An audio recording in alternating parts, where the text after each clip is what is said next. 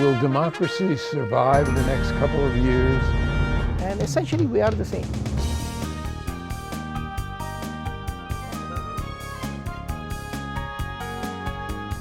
And there are so many needs that Minnesota has. What people are saying they need right now. Access to Democracy is made possible in part by a donation from Firefly Credit Union. Firefly is the new name of U.S. Federal Credit Union, which has proudly served the financial needs of the greater Twin Cities community since 1925. At Firefly, we guide our members forward and give them the power to chase dreams by delivering the financial solutions they need to get ahead. From checking accounts to mortgages, we'll light the way. We are Firefly Credit Union, and this is life illuminated. By Thomson Reuters, providing legal professionals with intelligence, technology, and human expertise they need to find trusted answers. Thomson Reuters, the answer company. Online at thomsonreuters.com. And Dr. Charles Crutchfield of award-winning Crutchfield Dermatology in Eagan. Acknowledged as one of the nation's best physicians, a Minnesota native who trained at the Mayo Clinic, Dr. Crutchfield personally treats all patients and states that experience counts and quality matters. Crutchfield Dermatology, look good, feel great, with beautiful skin.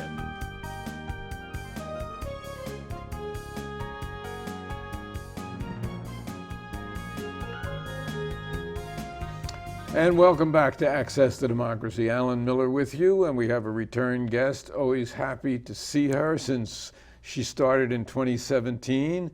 Melodie Bahan with Minnesota Film TV. And Minnesota Film TV is the organization that brings really television and movies to Minnesota. We try, but it's great to be back, and happy anniversary. Thank you, thank you. And we have something unique about Minnesota Film TV, and that is except for the state of Washington, every other state has this department within state government. Correct. Here, you are not. No, we are a 501c3 nonprofit organization. We serve all of the same functions that state agencies serve in other jurisdictions, but we're a private nonprofit. And that means that you have to raise your own money to True. a large degree. True, it does. Now, the legislature sets aside some money every year to help defray costs, taxes, et cetera, of people who want to make films here. $500,000, which may sound like a lot, but in competition with other states, it's not even a tenth of what some of them do. As a result, we don't get as many films here. Right. Is that a fair statement? Yeah, it is. The incentive program that we currently have, the rebate program, is, I would say, woefully underfunded. And it is because a rebate is really not stable from year to year. The funding can change or go away altogether. It makes it very difficult for production companies and studios to make long-range plans to be in a state. Television series, for example, would never, ever choose a state that had a rebate program as their location, which is why we have been really pushing in the last year for a tax credit incentive, which is what states that have strong production industries use. And it's got a lot of benefits. As a result, they get the TV shows. Exactly. And we don't. Exactly. It's been a long time since Mary Tyler Moore. Yeah, yeah. Well, and it's particularly heartbreaking this year because we recently lost a major film, a Warner Brothers film, that is a Minnesota story, set in Minnesota about Zach Sobiak from Stillwater, who had a rare form of cancer and wrote a song called Clouds that recorded a video. It went viral. And it went absolutely viral all over the world, not just the country. Exactly, an amazing, inspiring story. And his mom, Laura, wrote a book. Warner Brothers optioned it for a film.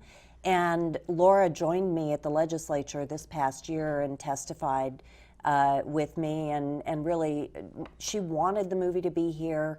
The director wanted it to be here, but it just didn't make sense economically with no tax credit.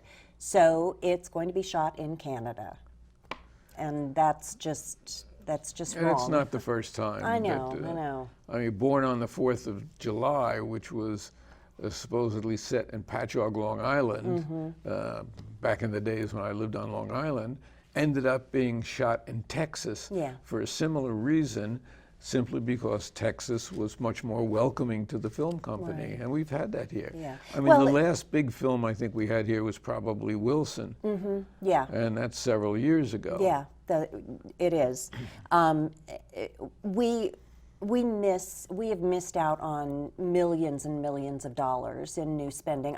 Just yesterday I got a phone call from, and this happens every week, a phone call from an agent who had a client who's got a television series that's been picked up, set in Minnesota creatively, but when I told him about our incentive program, what we have, what we don't have, he said, well, thank you very much. It's just not feasible. So they will make someplace else look like Minnesota. You know, I understand that there are monetary restrictions and priorities, but the legislature, for some reason, doesn't seem to see the advantages of really what television and movies bring to the state. I mean, Grumpy Old Men is a perfect example, and everybody knew Minnesota as a result of that, and its subsequent Grumpy Old Men too. But the one that we shot on the Iron Range with North Country. yeah, Yeah. with Teresa, who was that? Charlize Theron. Charlize Theron, yeah. Interesting you mention that, because our most passionate sponsor in the House of Representatives is Dave Lisselgard from up on the Iron Range, and he's got an incredible story, and he knows firsthand what the film industry can do, because when he was in his 20s, a laid-off miner with 2 little kids, North Country came to Eveleth, and he got cast in the film. And so he understands what it can do for an individual worker, what it can do for an entire community. So he's been a really great advocate, and has really helped us progress in the last year. In addition to that, and it certainly has benefits that way, we have so much talent in this state, Yeah. in terms of acting, in terms of professional, in terms of, you know, whether it's best boy on the set or carpenters or anything else. People who are familiar with the film industry, who are respected as professionals, who do their job, and yet the legislature has not yet seen its way to see these advantages. And we fight so many things. Well- They fought the Twins ballpark, which Target Field is probably one of the best ballparks in the major leagues. They fought the U.S. Bank Stadium and the Wilf brothers, who not only have really established that as a premier location, but now what they have done here in Eagan has put Eagan on the map all over the country with what they're building and what they're creating there. And yet the legislature, although they'd be happy to take free tickets to go to the games, doesn't seem to get the connection. Well, a couple of things on that. I think, first of all, we have to take some responsibility as an industry and a community for not having made a strong enough case. And there has not been a lot of vociferous opposition to what we're proposing.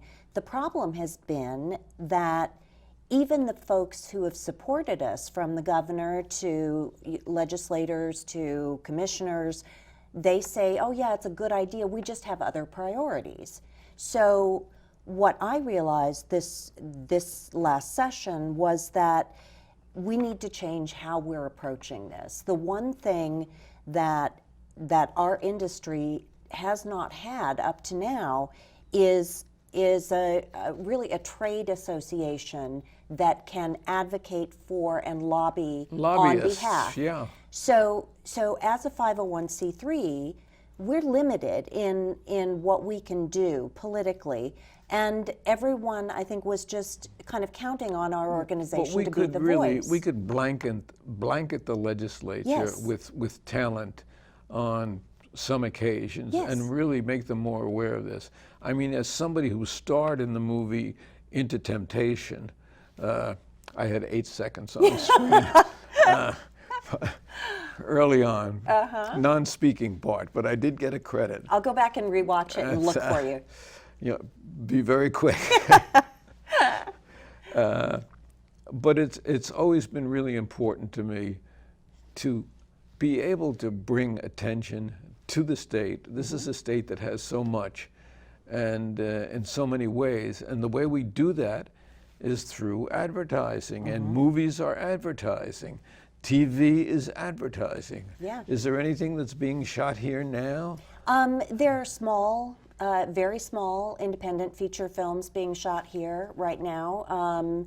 There's nothing of a substantial budget is planned or will be planned here as long as our incentive remains as weak as it is. But we have already taken steps on creating this industry trade association. We filed the paperwork. The Minnesota Film Alliance will be a membership-based organization, a 501c6, with the ability to hire lobbyists and create a strategic communications plan that will really help us move the needle legislatively and help us tell the story of what this industry can bring. Well, keep us in the loop I on will. that, because we now go out to 34 cities and blanket a good portion of the state, so that we have a forum here that we can certainly utilize, and we should, and we will. That's great. And- And I urge anybody who's interested in getting more information about that can feel free to email me, contact me at minnesotafilmtv.org. And your credits have been going up Yeah. periodically, so anybody can copy it down. Yep. And for instance, there was just a 14th film festival here in Duluth. Used to be called the Duluth, or whatever, It was independent, ITV Fest, and it began in Los Angeles, and then it has been in Vermont the last 5 or 6 years, and we got them to move to Duluth this year. the Catalyst Content Festival. Right. And it just concluded earlier this month. Tell us about it. Oh my gosh, what an experience. It was so fantastic. Duluth just knocked it out of the park. Mayor Larson should be so proud of her city. They did such a great job. We had about 1,000 people, so that was content creators from all over the world, a lot of studio executives and producers from Los Angeles, New York, some from Chicago, and those folks, everyone who had been to the festival in past years when it was in Vermont, were just blown away by Minnesota and by Duluth, by the venues, by the people, by the quality of everything. Nobody can do it professionally like we can do it in Minnesota. We are so Exactly. used to having so much of our really fame and fortune dependent on really travel and dependent on vacations and Yeah. dependent, on that area of life, so that we can really do it up. And obviously Duluth did it up. They did it up, and one of the great things is for the city, just as an example of the economics of it, something like this, a 4 or 5 day festival, there was not a hotel room to be had in Duluth. So the Duluth tourism folks were very, very happy.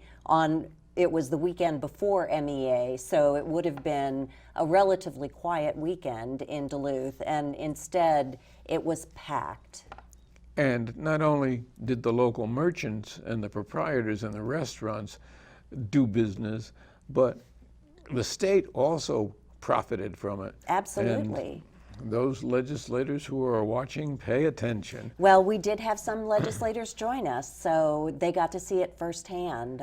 So that was really great. In fact, Speaker Hortman came up along with Representative Lisselgard and Senator Tomassoni and Representative Murphy and Senator Simonson. So it was a really great event. And we're looking forward to next year. We're already planning ways it's going to be bigger and better. And you got the right time of the year to go to Duluth. We don't go there in February. Exactly. It was perfect. The leaves were gorgeous. Everyone was really, really impressed. Now, you've had a lot of success on the Iron Range in terms of even support. In fact, there was a large grant you got from the Iron Range, which helped you people exist. Well, we got the IRRB under Commissioner Mark Phillips used to have a rebate incentive, much like we have statewide, that is available for productions that spend within the Iron Range itself. So it's only good on those expenditures that happen within the range.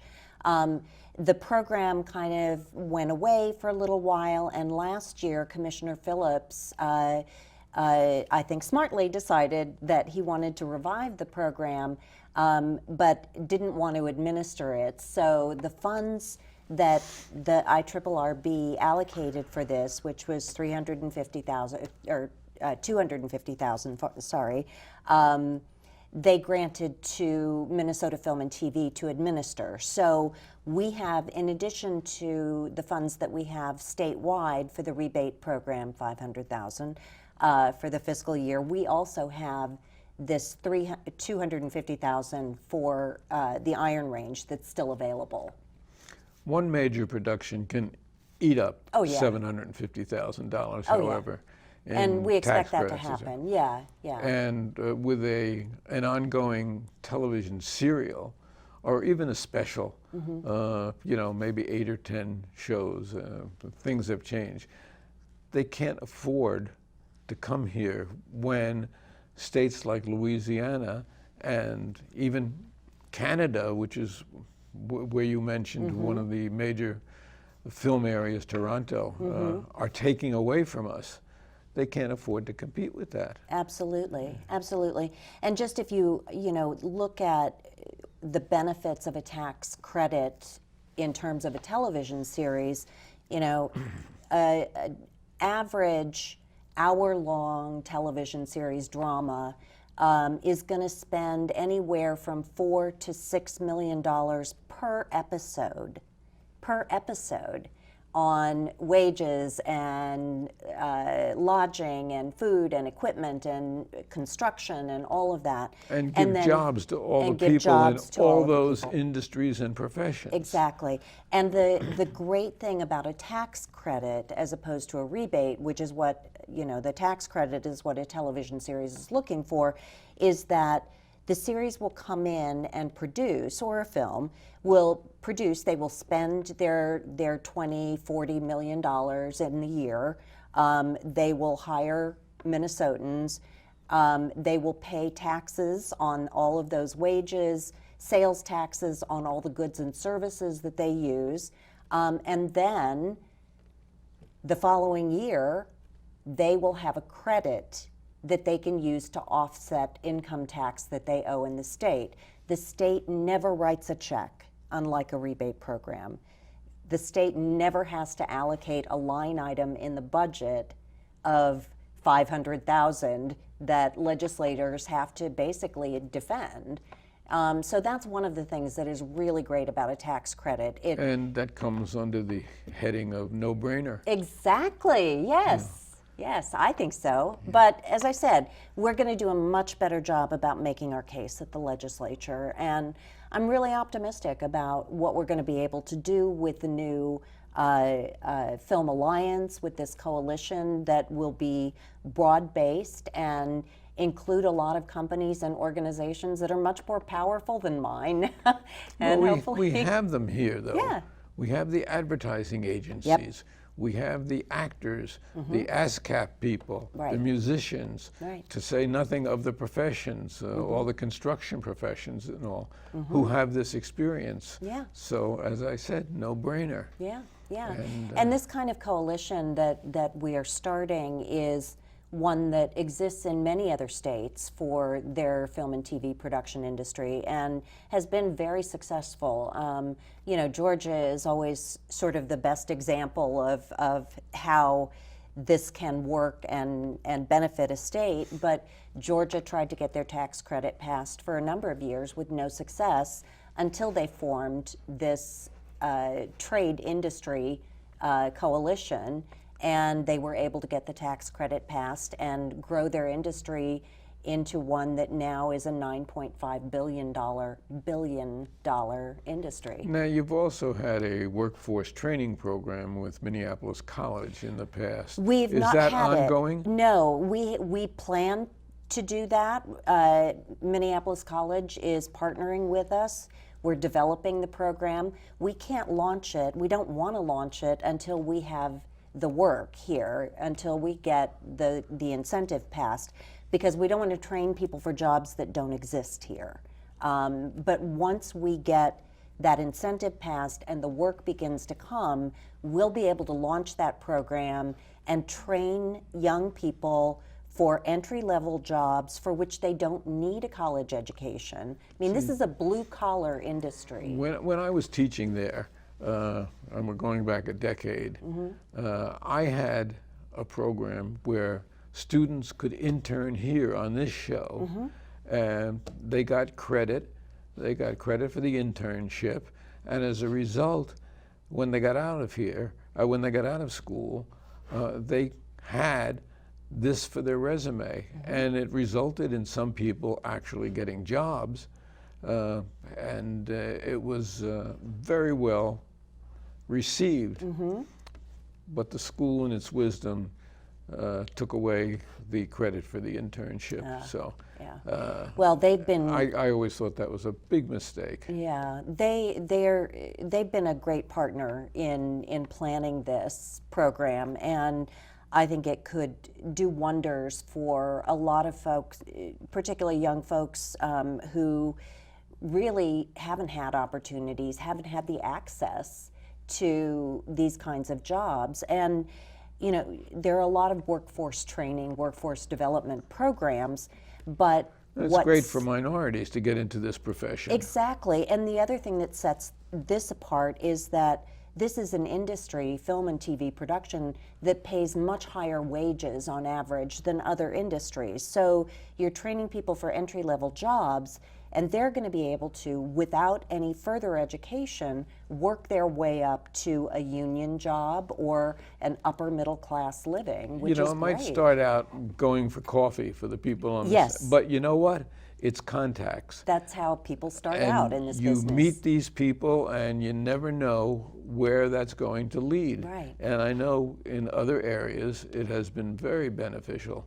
So there's no reason why we shouldn't enjoy the same thing, and our students shouldn't enjoy the same thing. Now, there was recently a brouhaha involving the Jimmy Fallon TV show. Right. Tell us a little bit about that. Well, there was the rebate program when I started the job in 2017. The guidelines governing the program were pretty spare. There was not a lot of standards that applications had to meet in order to get the rebate program. You used to call it the snowbait. Right. So soon after, within 6 months of starting, we started looking at rewriting the guidelines. We couldn't change them until this year because we had everything in place for the biennium. The appropriation, the guidelines, the contract, everything. So we were just able to make those changes this year. But in terms of The Tonight Show, what happened was The Tonight Show was going to shoot an episode in Minneapolis in conjunction with the Super Bowl. And so they came to our office for a rebate.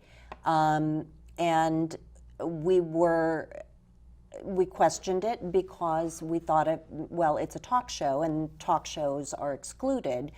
So NBC came back to us and said that they qualify this show as a variety show, which includes sketches and performance and those sorts of things.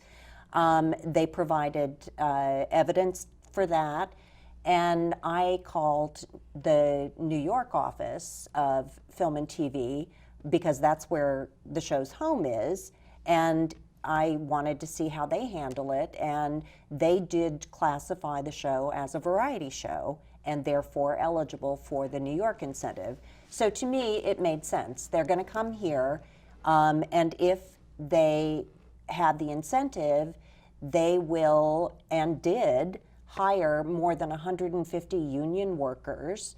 They filled up some hotel rooms. They spent a ton of money on food and beverage, and so I think it was a good choice. But when the bill came in, people raised hell. Yeah, and I think that there were valid concerns, and the thing that I want folks to understand is that even though I stand by the decision that we made at the time, we have listened to those concerns, and in the new guidelines, we have written standards that would preclude something like The Tonight Show in that situation from getting the incentive in the future.